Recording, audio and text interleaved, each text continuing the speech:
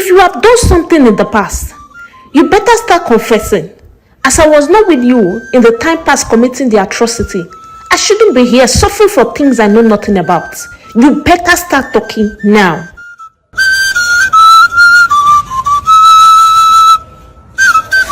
Long time ago, in a nestled village called Amansi, there lived a young Igbo lady called Amanda.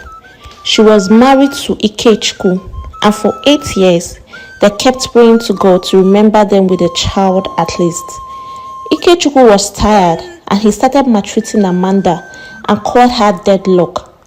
Amanda would speak so calmly and remind him how she can't impregnate herself, and how both of them have passed through the hurdle for good 8 years. Amanda said, just a little patience in oneness can turn our captivity into joy. I am tired of waiting, Ikechukwu responded. I was 30 years when I got married to you. Add 8 years to wait and tell me if I'm becoming younger or older. If you are tampered with your womb as a result of innumerable abortions, you better start confessing, because there is no barrenness in my lineage. As I wasn't part of the atrocities you committed in time past, my dear, I won't be part of the result showing up already, because 8 years is not 8 months or 8 days or 8 hours, so I am done. Amanda said, one of the reasons you said God you attracted to me is my decency. You came into my life and you met me innocent. Why are you breaking my heart with these heavy words? Do you ever think I will forget? Ikechukwu, you know I have been mocked by your family. I have been told by strangers and people I don't know to stop eating up my children, and how bad I felt and how long it took me to be healed emotionally. Those words from outsiders didn't pierce like what I just heard from you, because you are supposed to be a shoulder that I lean on. Hey, come off it, Ikechukwu interrupted. This your cry for sympathy will not work this time. What every one of us is asking you is for you to show us that you are a woman and not a man. Give me a child, Amanda. Get pregnant. Carry it to full term. Go to the hospital. Give birth to a child like every other woman. Amanda went inside the room and cried to bed. The next morning, she woke up and was determined to push those words behind her. But she didn't know when tears rolled down her chins effortlessly. Amanda encouraged herself and said, crying has never been a solution to any problem. Let me talk to God, who is even closer to me than my husband. She locked the room, knelt close to the bed, and began to pray. While she was praying, Ikechukwu, her husband, came to the door and said, make sure you ask him to give you a womb, because you are a glass. Amanda heard it and converted it into a prayer point. She prayed for so long and slept even while praying. 3 months passed and the situation wasn't changed, because there was no sign of pregnancy. Her husband Ikechukwu promised to leave her alone in the house to enjoy her barrenness if nothing happens the next month. Amanda began to think, because Ikechukwu she married has never said what he will not do. She emaciated so well, and her husband's people said to her, if you want to die, please die fast, so that our brother can be free to bring in another woman. Amanda at this time had it up to her elasticity limits, and she made up her mind to pack out of the house. Just that night, she had a very good and letty dream, but the only thing she could remember was, you asked me to bless you with a child. I have answered you, not just with a child, but with a child that will wipe all your years of sorrow. A child that will be 10 times better than the children of those who mocked you. But you are the one delaying your testimony by not playing your parts. When last have you slept with your husband? When last have you talked to your husband? And when last have you slept with your husband? Amanda woke up, sat on her bed, and began to reminisce on these words. It re-echoed again. I have answered you, not just with a child, but a child that will wipe all your tears. A child that will be 10 times better than all the children of those who mocked you. But you are the one delaying your testimony. by not playing your part. When last did you sleep with your husband? Amanda then realized she hasn't slept in the same room with her husband after he spoke those despicable words towards her. And that's like 4 months ago, not to talk of being intimate with him. She said, "Why have I been crying and expecting a miracle, even when I have displaced myself from being answered?" She then asked God for mercy, prepared her husband's favorite nsala and agidi, and the whole aroma filled the house. She served him and apologized for all she had made him pass through as a result of her barrenness. As a woman who understands her husband's weakness, she capitalized on it. Ikechukwu ate the food and then made out. After 3 weeks, she woke up and saw that the house was empty. She discovered that Ikechukwu had packed all his clothes from the wardrobe. No information of his whereabouts, and there was no action prior that day to make her suspect his notion. She laughed and said, "If that's how God has destined I, Amanda, to experience pain, sorrow, then I have no option than to accept my fate. But I am certain that God is with me in this wilderness journey." She decided to distract herself by going into a business. Suddenly, she started feeling sick, nausea, and could not understand herself any longer. She treated malaria, but nothing changed. She decided to go to the village hospital to complain to a doctor. But on a second thought, she said, "I won't even go. If the sickness will take my life, then I had better allowed it so that this whole sorrow, pain of heartbreak, shame and mockery will end."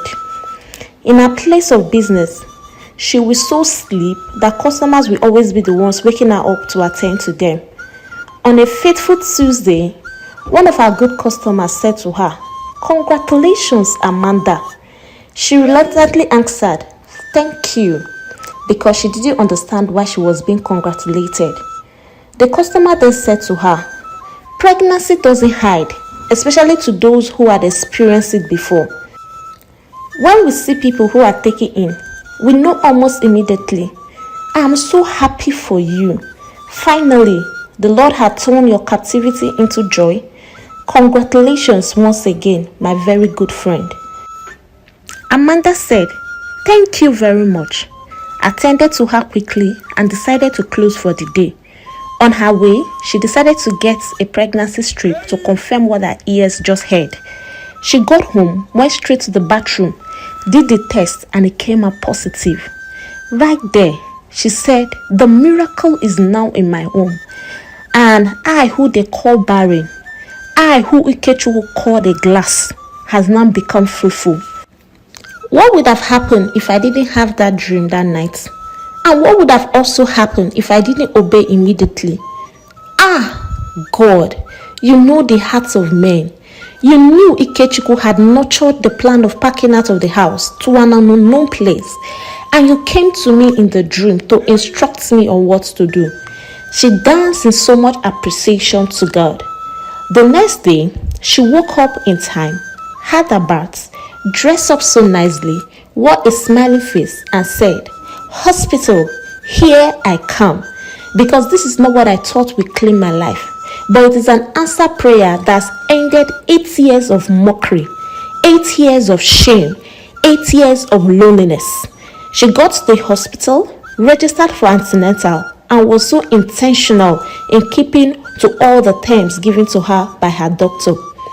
Ikechukwu had settled down with another woman in Amuchi, 2 villages away from Amasi, and he was still hoping to get her pregnant. Amanda delivered a very handsome boy on the 9th month, whom she called Ogechukwu Kama, which translates as "God's time is the best." Oge was indeed an answered prayer, because throughout his infancy, he neither fell sick or had any symptom that stressed Amanda. However, when he was 3 years old, Amanda discovered his stammers. She got him enrolled into the best school in the village, and Ogechi was doing excellently well in school. Many years passed, and he finished his primary school and junior school education with the best results. Ikechukwu and Amara, the woman he got married to, were still expectant, and they became cat and rats because Ikechukwu got disappointed and regretted all his actions, especially after he heard that Amanda had given birth 9 months after he packed out of the house. When Ogechi got into SS1, he was bullied by teachers and his classmates because of his stammering lips. It became a thing of great concern to Amanda, his mother. She went back to God in prayer and said, "Thank you for blessing my womb according to your word and for rolling away my shame. You told me you were not blessing me with just a child, but you were blessing me with a child that will roll away my tears of many years of sorrow. And even the blind can see that Ogechi is 10 times better than the children of those who mocked me. But Lord, this speech limitation is a great concern to me as his mother. Heal Oge from this speech limitation and cause those his teachers and students mocking him to rejoice with him." Oge managed to finish his SS1 and told his mother that he was done schooling as he cannot condone the mockery any longer. He said, "Some students pick up at me, and then when I try to defend myself, they would have said a lot of lies to cover up for themselves, and I will be punished for offense I didn't initiate." He also said, "Each time I want to ask questions in areas I don't understand, teachers always respond, 'Go and read it up yourself, because standing here to listen to your question will be automatically waiting for the sun to rise in the east and set in the west.'" At this time, Amanda knew her son has been damaged by those bullies in school, but she pleaded with him to continue as he just had 2 more years to leave high school. No, mommy," Oge said. "I will die than to go back." Amanda realized that the damage is deeper than what she thinks, and she said to her son, "Don't ever mention death whenever you're discussing with me or any other person, because you are not dying now. You are my prophecy and you will fulfill your days on earth." Yes, ma," Oge answered. Amanda said, "I know what to do. You will be homeschooled, though it will cost much, but I'm ready to sacrifice anything for you, my child." Oge was very happy and thanked his mother. Amanda continued in the prayer, and she told her son, "Whenever you want to speak, first calm down. Think of those words, then speak them gently. And most importantly, don't see yourself as a stammerer. See yourself as a boy who talks so well without an iota of stammering, because what you don't see, you can't become." "Yes, ma," Oge responded. After 1 week, Amanda was so lucky to get all the science teachers, though the cost of hiring them affected her business, but she never minded. Oge was very happy because no one mocked him again, and he was able to express himself better because his learning environment wasn't tensed. He regained his confidence back, and he applied all his mother told him before speaking. Amanda on her part never stopped praying. She constantly reminded God of his promises concerning Ogechi, her son. One day, when she was in a place of business, she overheard 2 women discussing about a mass pack competition that will be aired on television on the 19th of next month, and how the form is being sold for 2,000 naira in Oge's previous school. She told herself, "This opportunity will not pass my son by. Not even that his stammering lip will be an obstacle." She quickly went down to the school to purchase the form. When she got there, she was discouraged by the teacher in charge. He said to her, "Madam, why not use that money to sponsor one of our students here who will make you proud than wasting it on your son? This is not a written competition, remember, but it's an oral, and that's why it is called Spark. Before your son will say yx over x equals to z, the competition would have been over." Amanda then said to him, "If you know my journey in life, then you won't stress yourself trying to mock me. I have been mocked and called names for 8 solid years before that boy Oge you're seeing came.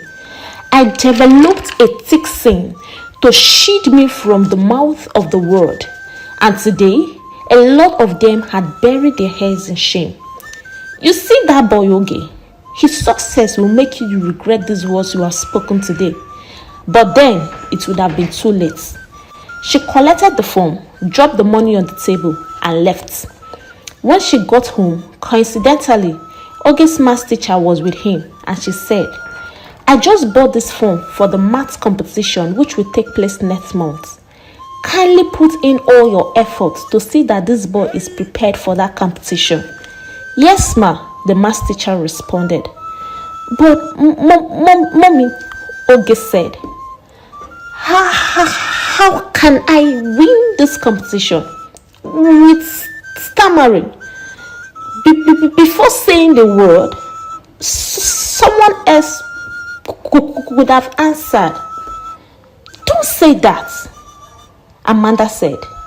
Get yourself prepared with the help of your teacher and leave the rest for God. Amanda still continued her prayer, and on the night preceding the competition date, Oge had a dream, and he saw an old man clothed in white apparel touch his lips. He woke up and discovered that he no longer stammers, no speech limitation or whatsoever. Oge met Amanda, his mother. Good morning, mommy. How was your night? Amanda stood in awe, trying to process if it was her son, Oge, that was standing right in front of her. Mommy, Oge continued, an old man touched my lips in the dream, and this is the result. Your son no longer stammers. I have heard of miracles, but now I have touched and experienced it myself. Mommy, you said it though. See it and you will become it. Amanda was just shedding tears of joy, remembering how she was mocked, how she was tagged so many names for good 8 years, and how God turned it one night, and how God had decided to turn again 14 years of stammering in just a night. She then said, hurry, dress up so we don't go late for this competition. We? Oge replied, yes, we, because I must be there to congratulate you on this milestone. Mommy, you sound so sure already. Yes, my son. Remember, if you don't see it, you can't become it. But you will have to do this favor for me. When you will get to that place, don't speak to your former classmates and teachers. Let them think you have been worn hands down because of your former predicaments. Let them be shocked at your new era when you start speaking during the competition. Yes, ma, Oge responded.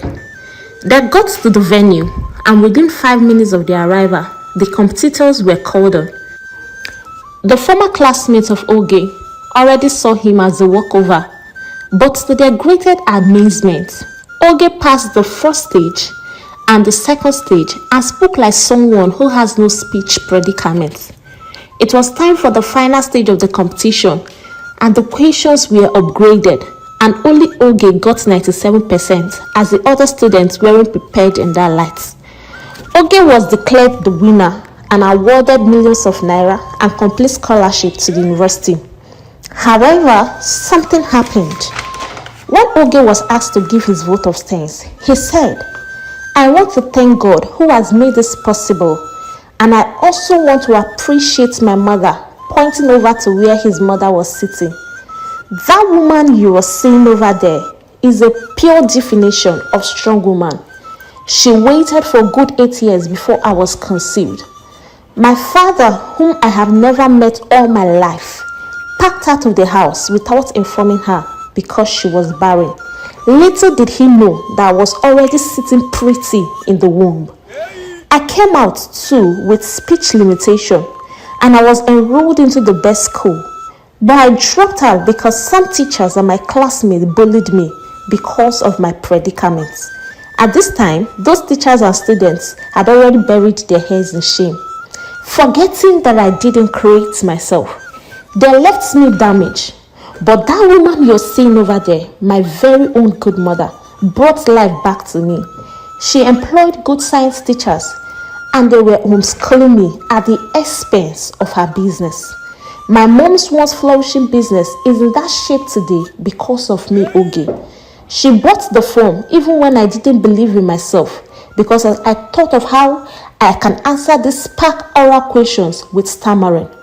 But my mother said, if you don't say it, you can't become it. She said, prepare and leave the rest for God.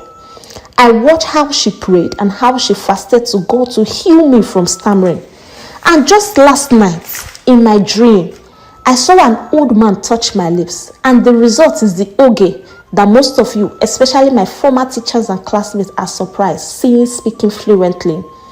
He then turned to his mother and said, Mommy, I dedicate this win to you and to every expectant mother and to all with special needs children. May the Lord shine his countenance on you and make your joy full. Ikechukwu watched all his son said on the television. He was proud to have dated such an intelligent boy and also at the same time full of regrets for taking such a foolish step and abandoning his precious wife in an awful manner. The organizer of the competition was proud of Oge. He was so marveled at the level of intelligence during the competition and how eloquent he delivered his speech without looking at any paper. He said, I am so touched with your story because I also was raised by my mother. You deserve more than what you have gotten as the winner. So I have decided to give you and your mother a good life by sending the both of you abroad to complete a secondary and tertiary education. Amanda remembered all the man said in her dream. I have answered you, and I have not just given you a blessing of a child, but I have blessed you with a child that will wipe all your years of sorrow. A child that will be 10 times better than the children of those that mocked you. Amanda then said, the Lord has torn away my captivity, and I am like them that dream. Week passed, and all the arrangements for the relocation abroad had been made, with their bags fully packed. And 3 days to the D-Day, Ikechukwu, still in Amochi, said, I cannot allow that woman to share in this glory alone. After all, I am still that boy's father. I have been here with this useless woman, and she hasn't given me any child. I can't be the loser here. No, Mba. I will kill that woman, and if Oge does not cooperate, he too will be killed. After all, he doesn't even recognize me as his father. That night, Amanda had a dream and saw her life being squeezed out by seeing Ikechukwu.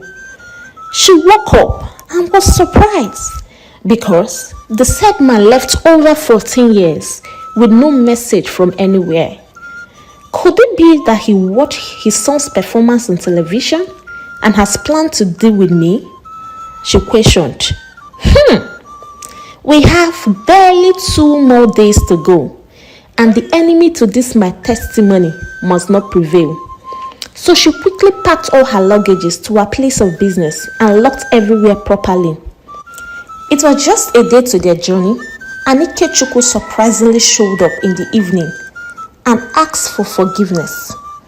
Oge wanted to react, but his mom shut him up and said, that is your father, and I didn't train you to be rude to others, not to talk of your own father. Now go and greet him.